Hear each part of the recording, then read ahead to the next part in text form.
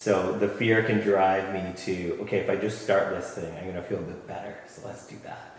Or if I finish this thing, then I'm gonna feel a bit better, so let's push to there. I mean, that can get a little unhealthy as well, but I do think that that can be a bit of a motivator for sure for me, where it's like, well, I want to do well. I don't need to do like, I don't need to be Mark Zuckerberg or something, but like I do want to do well. I want to provide for my family, and so I like to, yeah, push myself forward and do things like write books, make software, all the things that I do, and that makes me feel a bit better, right? So yeah, I think having that fear, as long as it's not like your heart rate is 120 from like wake up to go to bed, it's probably not healthy and that needs to be dealt with. But just a little bit of underlying fear, I think, can be a bit motivating.